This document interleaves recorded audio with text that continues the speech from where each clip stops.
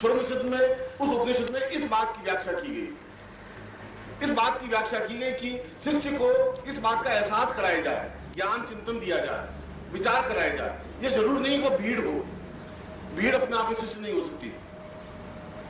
कहीं पर भी किसी भी युग में 20, 25, 50 शिष्यों से ज्यादा किसी ऋषि, योगी, सन्यासी के पास रहे ही नहीं। भीड़ तो रह सकती है, और भीड़ केवल चमत्कार को देखना चाहती है, और जो चमत्कार को देख करके खुश होती है वह भीड़ है। जो वास्तविक स्वरूप को देखने की आकांक्षी है वह शिष्य है। दोनों में मूलभूत अंतर है। आम आदमी उस ज्ञान की चेतना को देखने की कोशिश नहीं करेगा, क्योंकि उसकी चेतना ही नहीं है। सब व्यक्ति चेतना युक्त नहीं बन सकते। अजाना व्यक्ति है जो आप बैठे हैं, मेरे 5 कदम दूर पर दूसरे व्यक्ति बैठे हैं, वे इस ज्ञान चेतना को प्राप्त नहीं कर पा रहे हैं, करेंगे भी नहीं, संभव भी नहीं है। इसलिए संभव नहीं है, उनका मेरा कोई संबंध बना ही नहीं। ना वो पिछले जन्म में शिष्य थे, ना इससे पहले जन्म में शिष्य थे, ना अगले जन्म में शिष्य बन सकेंगे। इसलिए उनका मेरा संबंध नहीं है। जो 5 कदम पर है उनका मेरा संबंध नहीं है, जो 2000 मील पर है उसका मेरा संबंध है। ऐसा क्यों है? ऐसा इसलिए है कि ये जन्म इस जीवन से संबंधित नहीं होते। तुम्हारा और मेरा संबंध कोई इस व्यक्तिगत जीवन की घटनाओं से संबंध नहीं है। ऐसा नहीं है कि तुम पहले पैदा हुए और मेरे सामने आके खड़े हो गए, ऐसा कुछ नहीं होता। यह तो एक क्रम है, कड़ी है। उस कड़ी के माध्यम से जीवन में उस गुरु की कर्तव्य और धर्म और चेतना ये होती है कि वह अपने शिष्य को समझाए, उसको चेतना दे, उसको विस्तार दे, उसको एहसास कराए कि तुम अपने आप में एक जीवंत व्यक्तित्व हो। और यदि जीवंत व्यक्तित्व की चेतना भूल जाती है, क्योंकि वह भीड़ का हिस्सा बनती है, समाज अपने आप में भीड़ है, वो समाज को एक साथ मिला के खड़ा कर भी नहीं सकता। कहीं भी समाज एक साथ खड़ा नहीं होता, क्योंकि समाज छिद्रांगविषी होता है। समाज केवल छिद्र ढूंढता है, वह केवल आलोचना कर सकता है, और आलोचना करने के लिए ज्ञान की जरूरत नहीं है। किसी का तर्क करने पर, वाद करने के लिए, बातचीत करने के लिए ज्ञान की जरूरत है। मैं आपकी बुराई करूं उसके लिए मुझे कोई ज्ञान की जरूरत नहीं है। मैं कहूं तुम बदमाश हो, अब मुझे इसके लिए आपकी पृष्ठभूमि देखने की जरूरत नहीं, मुझे आपके जीवन क्रम को समझने की जरूरत नहीं। मैं आपके नाम के बारे में जानता नहीं, मैं आपके कार्यों के बारे में जानता नहीं, मैं आपको कह सकता हूं तुम बदमाश हो। क्योंकि किसी पर आरोपित करने में किसी प्रकार के ज्ञान चिंतन की जरूरत नहीं। मैं कहूं भगवान नहीं होते, हनुमान जी क्या हो सकते हैं, देवी देवता क्या होते हैं, और भाग्यलिपि क्या होती है, कुछ नहीं होता। इसके लिए उसको अध्ययन करने की जरूरत नहीं होती। ऐसे मूढ़ व्यक्ति केवल भीड़ का हिस्सा होते हैं, और यह भीड़ का हिस्सा समाज के लिए जरूरी है। यह है इसलिए आपकी पहचान है। अगर वो नहीं है तो आपकी पहचान नहीं हो सकती। अंधेरा है इसलिए दिन की पहचान हो सकती है कि दिन अपने आप में कितना शानदार है, दिन में कितनी रोशनी हो सकती है। दिन को तभी पहचाना जा सकता है जब अंधेरा हो। 24 घंटे रोशनी रहे, अंधेरा बने ही नहीं, तो फिर उस रोशनी का मूल्य में तो आप समझ भी नहीं सकेंगे। इस समाज में ऐसे छिद्र हों और हों, ऐसे गंदे गलीज व्यक्ति होंगे और रहे और रहेंगे। आप उसको मिटा नहीं सकते, आप उनको सुधार भी नहीं सकते, उनको सुधारने की जरूरत भी नहीं है। केवल इतना है कि यदि तुम्हें मालूम पड़ जाए कि ये इतना गलीज और गंदा और घटिया है, तो आप किनारे पर खड़े हो जाए। आप यदि मेरे मकान में जाएं तो मेरे मकान में एक बहुत सुंदर ड्राइंग रूम है, जहां बैठते हैं, बातचीत करते हैं, एक आनंद अनुभव होता है। मैं परिवार के साथ बैठता हूँ, मित्रों के साथ बैठता हूँ, रिश्तेदारों के साथ बैठता हूँ। एक कमरे हैं जिन कमरों में मैं सोता हूँ, बैठता हूँ। एक बहुत सुंदर पूजा स्थान है जहां बैठ करके हम पति पत्नी पूजा करते हैं, भगवान का स्मरण करते हैं। ये सब मेरे घर में है, मगर के साथ साथ मेरे घर में 8 बाथरूम भी है। उनको मैं मिटा नहीं सकता, वो है बाथरूम है, इसलिए पूजा स्थान का महत्व है। और तुम्हारे समाज में भी बाथरूम होंगे, उनको तुम मिटा नहीं सकते।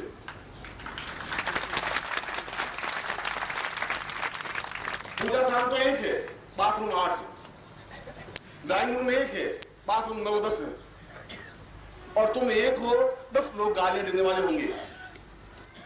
हाँ, इसलिए है कि आप कुछ हैं तो गालियां देने वाले हैं। तो तुम उन लोगों से घबराने की जरूरत नहीं है। मैं कहता हूं वो हो तुम्हारे सामने, और तुम उनको जवाब दे सको, प्रहार कर सको, कह सको अपने चिंता। अगर तुम सत्य हो तो फिर तुम्हें चिंता करने की जरूरत नहीं है।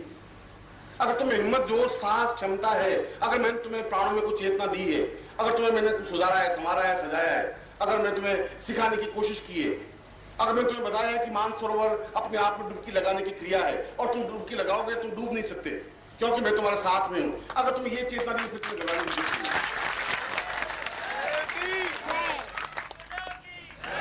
कल मैंने और कसुरे के प्रवचन में मैं तुम्हें जीवन की परिभाषा स्पष्ट करते हुए ये बताया था कि तुम्हारे जीवन की सबसे बड़ी विडंबना, सबसे बड़ी कमी यह है कि तुमने जन्म लिया और जन्म लेकर के कोई बहुत बड़ा महान कार्य नहीं हो गया। तुम्हारा जन्म लेने का कोई घटना नहीं बन पाई। ऐसा नहीं होगा तुम जन्म लिया और देश में बहुत क्रांति पैदा हो गई, ऐसा कुछ नहीं हुआ। बहुत एक सामान्य उम्मीद हॉस्पिटल में जाए तो हर सेकंड में 500 बच्चे जन्म लेते हैं। ठीक उन 500 बच्चों को तुमने भी जन्म लिया आज से 20 साल पहले, 50 साल पहले, 40 साल पहले, एक मामूली घटना। इसलिए कि जन्म लेने की क्रिया का ज्ञान तुम्हारे पास नहीं था। सुबह मैं ये समझा रहा था, उस सर्वोपनिषद के सूत्र से समझा रहा था। सर्वोपनिषद में कहा गया है कि शिष्य वह बन सकता है जिसका जीवन उसके हाथ में हो। जिसका जीवन हाथ में नहीं है वो शिष्य नहीं बन सकता। वह केवल परिचय बन सकता है, वह केवल भीड़ का अंश बन सकता है। वो घबराता है, विचलित हो सकता है। शिष्य घबराता नहीं है, वो विचलित हो ही नहीं सकता। 1000 प्रहार हो तो चट्टान की तरह खड़ा होता है, जवाब दे सकता है। और यदि तुम्हें विश्वास नहीं हो तो तुम एक प्रयोग करें, एक्सपेरिमेंट करें।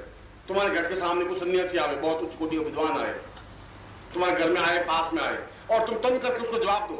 वो प्रश्न करे तुम जवाब दे सको, या तुम उनको तंग करके प्रश्न करो तो वो चुप हो जाएगा। वो तुम्हारे सामने बात कर नहीं सकता, तर्क नहीं उनके पास में। तुमसे जीतने की कला, क्षमता उनके पास है ही नहीं, क्योंकि तुम्हारी आंख में, तुम्हारे चेहरे में, तुम्हारे एक पर्सनैलिटी में एक ऐसा गुण मैंने दिया है जिसके सामने में अपने आप नतमस्तक है। ये आप एक्सपेरिमेंट करके देख सकते हैं किसी भी क्षण। और जितने राख लगाए, भभूत लगाए हुए घूम रहे हैं और सांप लटकाए हुए घूम रहे हैं, वे अपने आप नौटंकी की बात है, वे सन्यासी नहीं है, वे पाखंड है। वे तुम्हारा कुछ अधिक कर नहीं सकते। लाल आंखें निकालने के और एकदम से बच्चे तुम्हें भस्म कर दूंगा, उनके साथ पीढ़ी आकर के भी तुम्हें पार नहीं कर सकता। भस्म करने तो बहुत दूर की बात।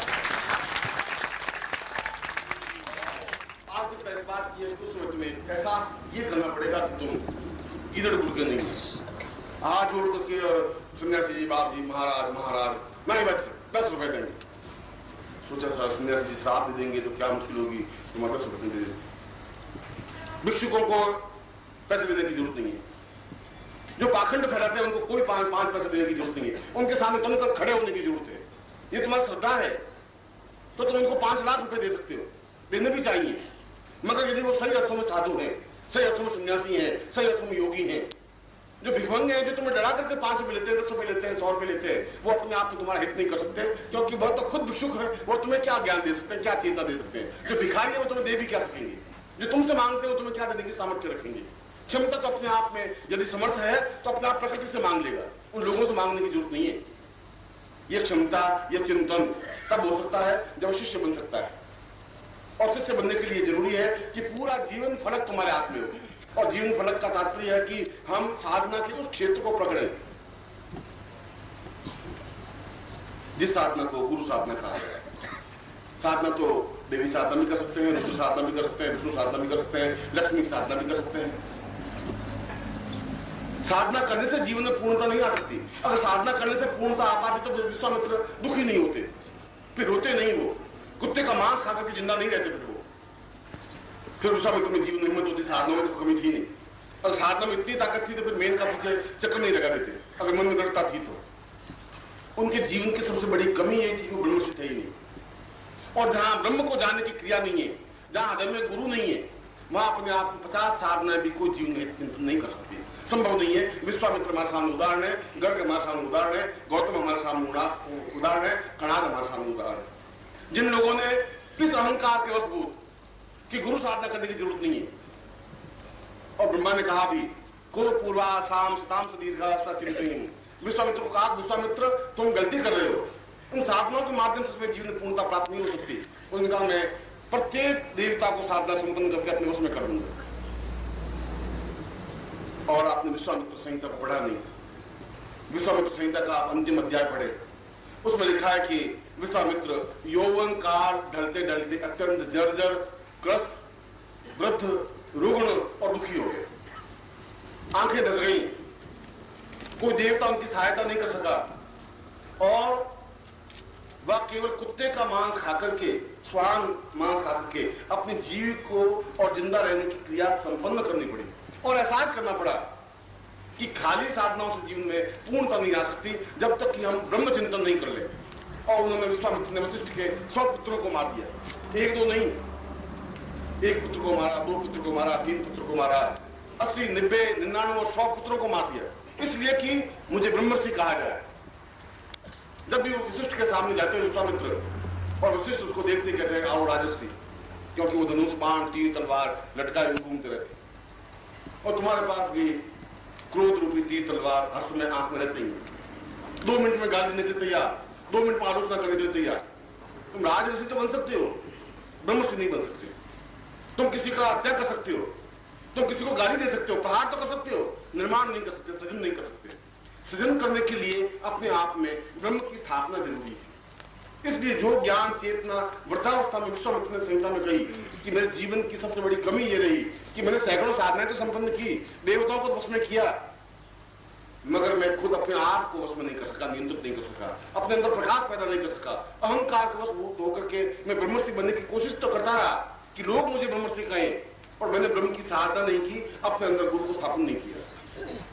और जहां गुरु चेतना हृदय में नहीं होती, जहां अपने हृदय में गुरु स्थापन नहीं हो सकता, कणाद अपने आप में उच्च कोटि का अणु वैज्ञानिक, जिसने अणु की परिभाषा की, जिसने अणु और परमाणु दोनों की रचना संरचना की, कणाद की थ्योरी आज भी संसार में प्रसिद्ध है कि उसने अणु और परमाणु का विखंडन किया।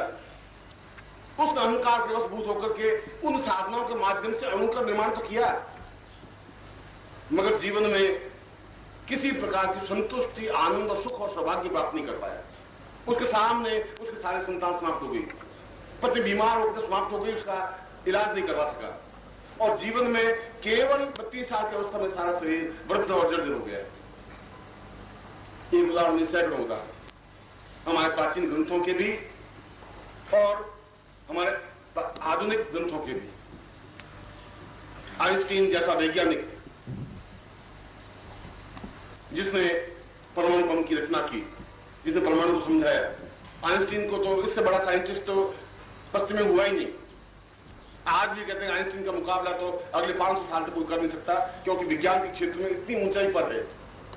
उसने भी अपने ग्रंथ में आइंस्टीन पेपर्स में लास्ट में लिखा है कि मैंने जिंदगी को बर्बाद कर दिया, मैं जिंदगी को समझा ही नहीं, अब जिंदगी मुझे खा रही है, इसलिए कि मैंने जीवन का आनंद अनुभव नहीं किया, मैंने साधना नहीं की, मैं हिंदुस्तान नहीं गया।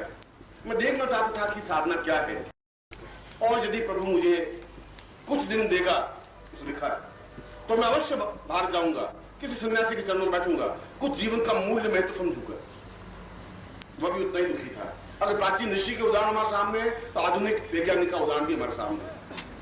और इन सब तथ्यों से यह स्पष्ट होता है कि केवल साधनाओं के नहीं, साधनाओं के साथ साथ पूरे जीवन में गुरु को उतारने की क्रिया संपन्न होनी चाहिए। गुरु का सामिप्यता इसलिए जरूरी है। गुरु अपने आप में कोई व्यक्ति नहीं, कोई मैं गुरु नहीं, आप गुरु नहीं। आज मैं इस पद पर बैठा हूं, 5 साल बाद आप इस पद पर बैठेंगे, बैठना ही होगा। एक शरीर 1000 वर्ष तक नहीं चल सकता। आज सन्यासी जीवन में सैकड़ों हजारों सन्यासियों को दीक्षा साधना संपन्न करवाता था, आज को दूसरा बैठा है मेरा शिष्य, पर गुरु तो बना, चेतना तो उसने दी। अब उसको एहसास हो रहा है कि गुरु पद अपने आप में कितना कंटकाकीर्ण है, कितना अपने आप में तीक्ष्ण है, कितना जहर पीना पड़ता है समाज का, शिष्यों का। अब उसको एहसास होने लगा है। अब वो निर्भयानंद कहता है कि मैं गुरु जी से था, बहुत ज्यादा सुखी था। नमस्कार। अगर आप सद्गुरुदेव डॉक्टर नारायण दत्त श्रीमाली जी के दीक्षित हैं या फिर आपके पास उनसे जुड़े हुए कोई भी अनुभव है, तो नीचे दिए गए हुए नंबर पर वीरल पटेल जी को मैसेज कीजिए या फिर फ़ोन कॉल कीजिए और अपने अनुभव ज़रूर शेयर कीजिए। डॉक्टर नारायण दत्त श्रीमाली जी के आत्मकथा का संकलन करने में मदद करें। धन्यवाद।